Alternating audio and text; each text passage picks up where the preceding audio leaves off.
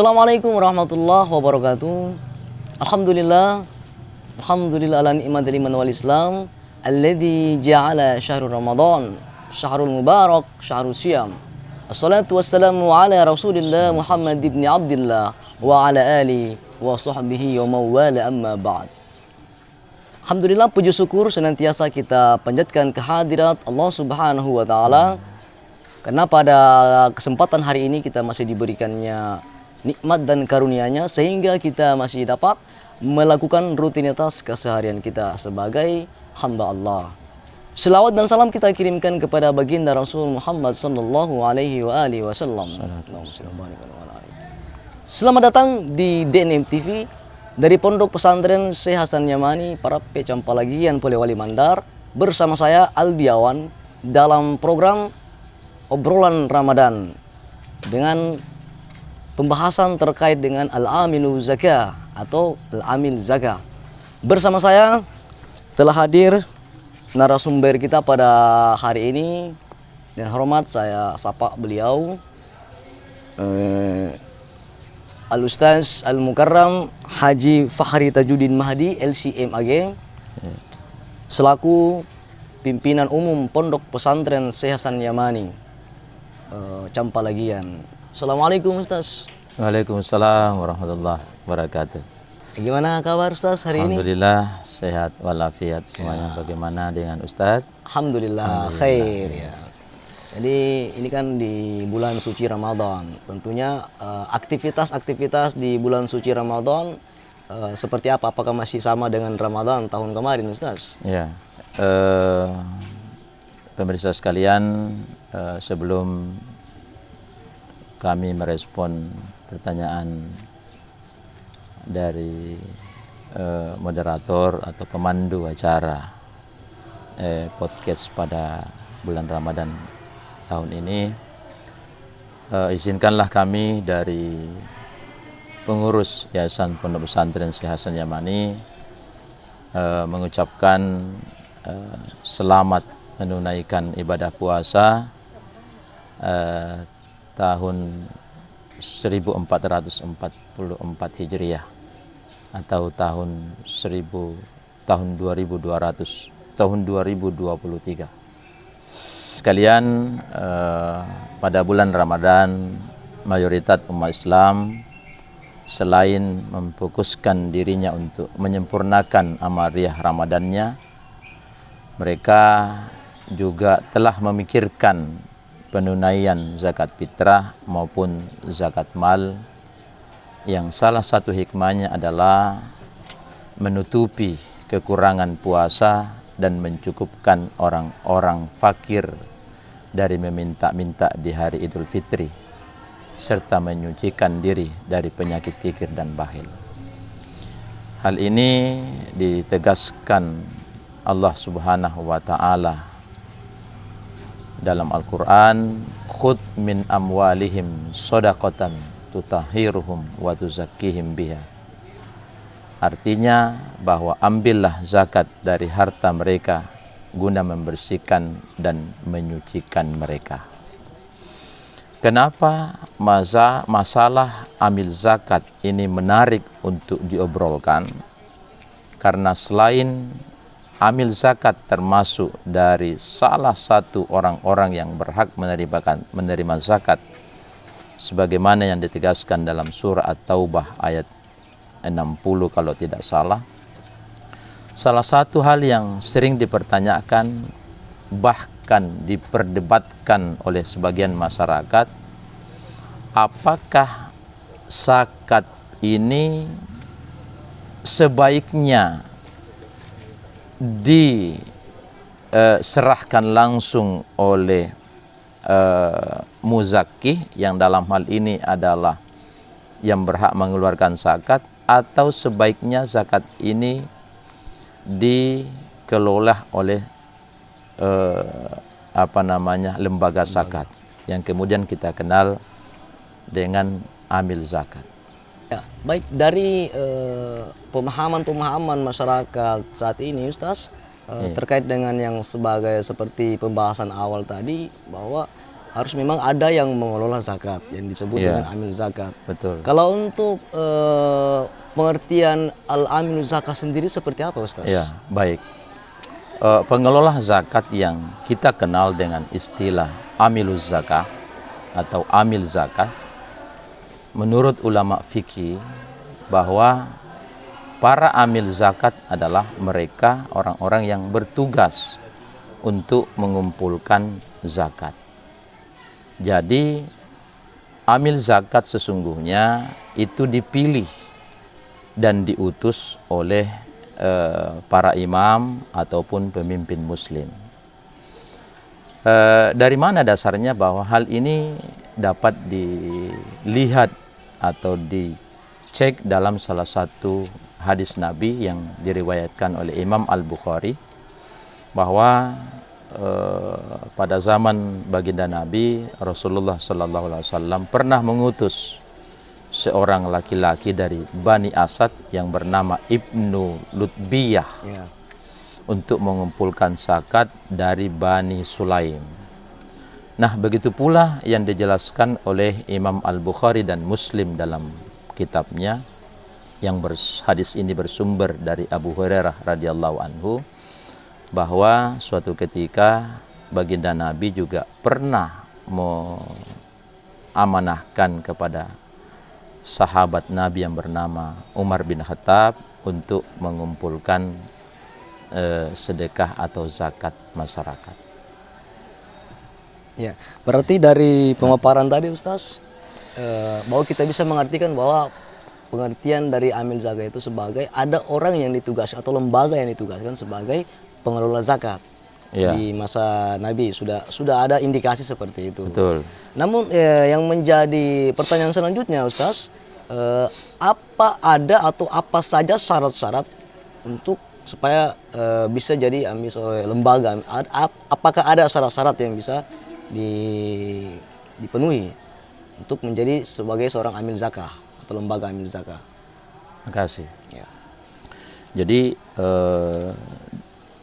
menurut Profesor Dr. Wahba Az-Zuhaili, beliau ini adalah ulama besar dari Syria, pengarang kitab Al-Fiqhul Islamu Adillatuh yang menjadi referensi utama dalam kajian fikih kontemporer. Itu dalam kitab ini menjelaskan bahwa syarat-syarat bagi para amil zakat itu diantaranya adalah orangnya harus adil, mengerti tentang fikih zakat. Kalau dalam persoalan umur, Profesor Dr. Wahba Az-Zuhaili menentukan minimal umur yang menjadi amil itu umurnya sampai 10 tahun. Alasannya adalah bahwa umur 10 tahun itu dianggap sudah bisa menulis, karena itu juga menjadi persyaratan. Selain itu, amiluz zakah juga memiliki tugas untuk membagi zakat kepada orang-orang yang berhak untuk mendapatkan zakat. Lebih dari itu, bahwa amiluz zakah itu harus bisa menjaga harta. Ya. Ya. Berarti kalau bisa kita ambil kesimpulannya bahwa dari syarat untuk menjadi amil zakah itu minimal ada syaratnya harus adil, ya harus adil. Betul. Dan kalau dalam usia itu minimal 10 tahun ke 10 atas. tahun. Iya. Oke, baik. Dan mampu mengelola zakah. Betul. Mampu mengelola zakat. Namun terkait dengan itu, lalu apa-apa saja tugas dari Badan Amil Zakah ini, Ustaz? Iya. Baik. Sekali lagi ingin menegaskan bahwa pekerjaan amiluz zakah atau orang-orang yang bertugas mengumpulkan zakat sesungguhnya sangatlah berat. Kenapa? Karena seorang amil ini selain mendata para muzakki atau yang memiliki kewajiban untuk mengeluarkan zakat, juga memiliki para amil zakat juga bertugas untuk mendata para mustahik. Juga lebih dari itu, amil zakat juga punya kewajiban untuk mendistribusikan zakat secara benar sesuai aturan syariat dan pastinya zakat itu tepat sasaran. Iya. Oleh karena itu, sejatinya bahwa distribusi zakat itu konsepnya harus dari rumah ke rumah atau door to door. Kenapa? Supaya amil zakat ini bisa mengetahui lebih dekat kondisi real daripada para mustahik atau penerima zakat.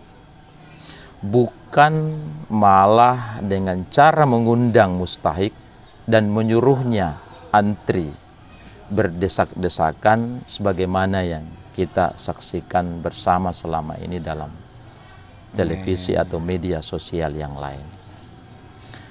Bahwa dengan sistem pembagian zakat dari rumah ke rumah atau door to door, mungkin saja ada masyarakat yang malah perlu dibantu hidupnya selama setahun, atau bisa dibantu dengan pemberian modal kerja dan lain sebagainya. Ya. Jadi dari penjelasan Ustaz tadi kami bisa mengambil kesimpulan awal bahwa baiknya seorang atau badan amil zakat itu dalam pendistribusian zakat atau zakat itu harus baiknya seyogianya harus turun langsung ke rumah mustahik. Betul. Ya, karena kalau fenomena-fenomena kita saksikan sekarang ini Ustaz, itu diundang masyarakat, diundang ke satu tempat, kemudian dibagikan antri dan lain sebagainya. Nah, namun yang jadi polemik kembali Ustaz dalam masyarakat kita saat ini, yang menjadi polemik, kadang ada yang memahami bahwa mending saya menyalurkan zakat ke person pribadi. Betul. Ya, tanpa melalui badan amil zakat. Nah, untuk poin pertanyaan selanjutnya Ustaz, bolehkah zakat disalurkan kepada pribadi atau person? Ustaz? Terima kasih. Dalam beberapa literatur, utamanya kitab-kitab fikih, memang menurut ulama Syafi'iyah yang mayoritas mazhab ini dianut oleh penduduk Indonesia, seseorang sesungguhnya boleh memberikan langsung zakat malnya atau zakat fitrahnya kepada kerabatnya, dan ini juga yang sudah sekian lama berlangsung di tanah Mandar, di mana masyarakat mempercayakan selain dia membagi langsung zakatnya juga banyak mempercayakan kepada imam atau tokoh masyarakat atau mungkin seorang ulama untuk membagikan langsung zakat kepada para mustahik. Tetapi sekalipun ada pembolehan, sebagian ulama juga menyarankan bahwa sebaiknya zakat ini dibagikan melalui amil ataupun melalui badan amil zakat. Baik, dari penjelasan tadi kita bisa mengambil sebuah kesimpulan awal bahwa zakat ini dibolehkan disalurkan kepada individu. Tetapi muncul pertanyaan kemudian Ustaz, kenapa harus disalurkan zakat ini disalurkan ke amil zakat dulu baru dibagikan kepada mustahik, Ustaz? Iya, baik. Tadi kami sudah menjelaskan bahwa amil zakat ini dibentuk oleh para imam yang menjadi penanggung jawab utama di setiap masjid. Selain itu juga pemerintah juga berhak untuk membentuk amil zakat. Nah, kalau ada pertanyaan kira-kira apa hikmah kenapa zakat itu dianjurkan atau disarankan sebaiknya dikelola oleh lembaga yang kita kenal sekarang adalah amil zakat. Salah satu tujuannya adalah supaya yang memberi zakat ini tidak merasa telah berjasa dengan telah berzakat. Artinya bahwa kalau zakat ini diberikan langsung, ada kemungkinan besar bahwa yang memberikan langsung itu merasa berjasa terhadap yang diberikan. Sebab sekali lagi bahwa sesungguhnya zakat itu bukan harta yang mengeluarkan zakat atau yang muzaki, tetapi memang itu adalah hak orang lain, sebagaimana yang dijelaskan oleh Allah Subhanahu wa taala dalam surah Al-Ma'arij, walladzina fi amwalihim haqqun ma'lum lis-sa'ili wal mahrum. Artinya bahwa orang-orang yang dalam hartanya disiapkan bagian tertentu bagi orang miskin yang meminta-minta dan ada yang tidak mempunyai apa-apa dan tidak mau meminta-minta. Memang dalam persoalan penerima zakat, ada saja kita temukan di masyarakat yang memang mentalnya suka meminta-minta. Tetapi ada juga masyarakat yang sesungguhnya masuk kategori asnabus samania atau 8 golongan yang berhak menerima zakat, itu sesungguhnya tidak mau meminta-minta. Nah, alasan yang kedua kenapa zakat ini sebaiknya melalui amil adalah supaya untuk menghindarkan diri dari sikap suka tidak suka. Dalam istilah Inggris itu like and dislike. Kenapa? Kalau zakat itu disalurkan secara langsung dari individu ke individu, ya besar kemungkinan bahwa yang memberikan zakat itu hanya dia akan berikan kepada orang-orang yang dia sukai saja. Sementara kalau ada masyarakat yang sesungguhnya masuk dalam kategori fakir atau miskin dan memang nyata-nyata lebih membutuhkan zakat, karena tidak disukai, boleh jadi zakat itu tidak tersalurkan dengan baik. Maka sekali lagi kemungkinan yang terjadi adalah pembagian zakat itu tidak merata. Sebagaimana yang ditegaskan oleh Allah Subhanahu wa taala dalam surah Al-Maidah, wala yajrimannakum syana'anu qaumin ala alla ta'dilu i'dilu huwa aqrabu littaqwa. Maksudnya bahwa janganlah sekali-sekali kebencianmu terhadap sesuatu kaum mendorong kamu untuk berlaku tidak adil kepadanya. Berlaku adillah karena adil itu lebih dekat kepada takwa. Seperti itu penjelasan ayat ini. Kemudian hikmah yang ketiga yang bisa kita petik bahwa kenapa zakat itu sebaiknya melalui amal, supaya yang memberi zakat ini tidak punya beban psikologis dengan orang tertentu. Dan supaya orang yang menerima zakat ini, jikapun ia berterima kasih atau loyal, maka terima kasih dan loyalitasnya ini bukan kepada orang yang memberikan zakat, tetapi dia akan berterima kasih dan memiliki loyalitas kepada orang kaya muslim. Ya, bukan sekali lagi kepada siapa yang memberi atau yang membagi-bagi zakat. Seperti itu. Oh iya, Ustaz.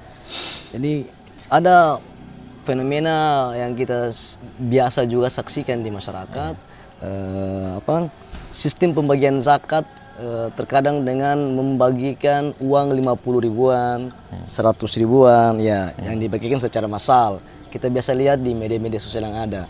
Itu layakkah disebut sebagai zakat, Ustaz? Pembagian 50 ribuan, 100 ribuan ke massal ya di media massa saat ini, layakkah itu disebut sebagai zakat? Menurut hemat kami bahwa pembagian zakat dengan sistem memanggil para mustahik, kemudian mereka antri dan berdesak-desakan, bahkan kadang-kadang dalam televisi kita menyaksikan sampai memakan korban. Nah, sistem pembagian zakat seperti ini boleh jadi tidak termasuk zakat. Kenapa? Karena sesungguhnya tujuan pendistribusian zakat itu adalah dalam rangka untuk memberdayakan dan membangkitkan. Ya. Tidak termasuk zakat, bukan seperti bagi-bagi ampau atau hadiah dan semacamnya. ya. Oleh karena itu, zakat seperti itu bukan mengangkat derajat orang-orang miskin dan tidak pula menyejahterakan, namun lebih pada upaya melestarikan dan melembagakan kemiskinan. Sekali lagi bahwa model pembagian zakat dengan cara mengundang mustahik atau penerima zakat dengan cara yang tadi sampai berdesak-desakan itu selain tidak manusiawi juga terkesan tidak mendidik. Tidak mendidik, ya. Juga tidak sesuai dengan aturan. Iya. Andai pun harus dipanggil begitu, saya rasa itu sifatnya simbolik saja untuk siar sekedarnya.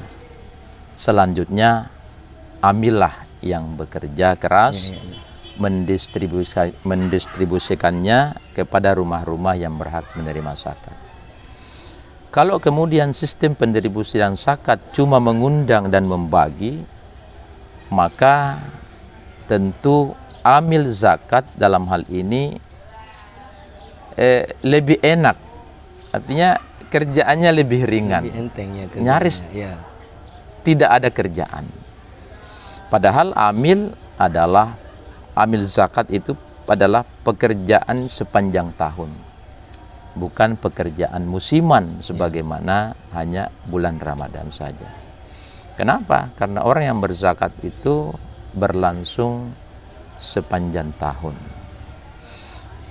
Kita sepakat bahwa kalau ada zakat yang kemudian dibagi rata, misalnya 50.000 atau 100.000, mungkin dibolehkan, tetapi jangan semua dana zakat dibagikan seperti itu. Harus ada skala prioritas untuk mengatasi problem keumatan. Karena jujur, problem-problem keumatan kita saat ini ya katakanlah pengangguran di mana-mana, bahwa umat kita ini butuh modal kerja, pendidikan maupun kesehatan umat. Ya, berarti dari penjelasan Ustaz tadi saya bisa mengambil sebuah kesimpulan awal bahwa memang dalam pendistribusian zakat ini ada aturan mainnya. Ada aturan melalui Badan Amil Zakat. Nah, berarti kalau seperti kasus-kasus di media massa kita saksikan Ustaz, dengan pembagian 50 ribuan, 100 ribuan itu, kalau dalam pandangan hemat saya, mungkin bisa itu disebut sebagai sedekah. Nah, mungkin itu bisa disebut sedekah. Nah, pertanyaan kemudian Ustaz, apakah ada perbedaan yang signifikan terkait dengan zakat ini terkategorikan sedekah atau wakaf, seperti apa penjelasan Ustaz? Baik, jadi dalam pembacaan singkat kami bahwa zakat itu sesungguhnya bukan pemberian, tapi memang ia adalah penunaian kewajiban. Jadi kalau ada orang yang berzakat belum bisa dikatakan telah memberi, karena harta yang dimiliki memang adalah haknya orang lain yang diamanahkan kepada kita. Yang mungkin bisa disebut pemberian itu adalah infak, karena ia di luar kewajiban zakat. Termasuk kalau tidak salah adalah wakaf, itu juga bisa dikategorikan pemberian. Ya, mungkin bisa dijelaskan secara sederhana Ustaz bahwa tujuan zakat itu adalah memberdayakan umat. Baik, seperti apa penjelasan dari Ustaz? Iya. Terima kasih. Jadi seperti yang tadi kami sudah tegaskan bahwa salah satu tujuan zakat itu, bahwa zakat itu harus memberdayakan umat. Maksudnya apa? Bahwa misalnya seorang amil itu harus melihat kebutuhan mustahik. Jika kebutuhan mustahik itu misalnya dia butuh untuk dibelikan mesin jahit untuk membuka usaha, maka zakatnya bisa berupa mesin jahit, atau bahkan berupa beasiswa pendidikan bagi anak-anak yang kurang mampu. Dan ini sudah banyak dilakukan oleh lembaga-lembaga amil zakat yang memang mengalokasikan daripada zakat itu untuk beasiswa pendidikan anak-anak yang kurang mampu. Sehingga orang yang hari ini menerima zakat diharapkan di tahun-tahun berikutnya tidak lagi menjadi orang yang masuk kategori menerima zakat. Kenapa? Karena harapannya taraf hidupnya dan kesejahteraannya telah naik. Nah, inilah yang dimaksud dengan zakat itu harus memberdayakan umat. Oke, mungkin ini yang terakhir Ustaz, saya minta closing statement dari Ustaz terkait dengan kita punya pembahasan atau obrolan kita pada kali ini, Ustaz.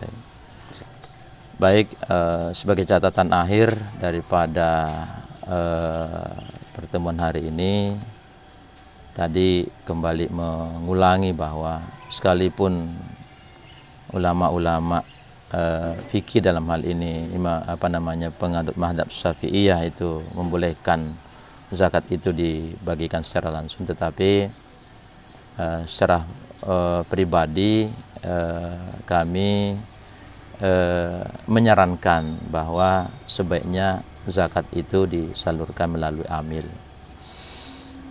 Kenapa? Karena memang menjadi amil zakat ini termasuk adalah jihad kemanusiaan. Artinya apa? Bahwa amil yang melakukan tugas-tugasnya dengan baik dan telah memenuhi syarat-syarat sesuai dengan yang telah kami jelaskan tadi, insya Allah ini kelak di kemudian hari atau di akhirat ini akan mendapatkan balasan dengan kemuliaan di dunia maupun di akhirat. Seperti itu. Terima kasih. Ya. Baik pemirsa, itulah tadi obrolan Ramadan kita bersama Al-Ustaz pimpinan Pondok Pesantren Syekh Hasan Yamani terkait dengan Al-Amil wa Zakah atau Amil Zakah, Badan Pengelola Zakat. Nah, sebagai pemandu kegiatan atau acara kita hari ini, saya mengambil sebuah kesimpulan dari obrolan kita pada kali ini, bahwa kesimpulan sekaligus menghimbau kepada para pemirsa untuk dalam menyalurkan zakatnya, silahkan disalurkan zakatnya ke Badan Amil Zakat, supaya zakat lebih, pembagian atau pendistribusian zakat lebih proporsional dan terarah kepada orang-orang yang membutuhkan atau seorang mustahik zakat. Cukup sekian obrolan kita pada kali ini. Bersama saya Aldi Awan, saya pamit undur diri. Akhirul kalam. Sampai bertemu di episode selanjutnya. Fil musallasalatil qadimah. See you in the next time. Allahul muwaffiq ila aqwamit thoriq. Assalamualaikum warahmatullahi wabarakatuh.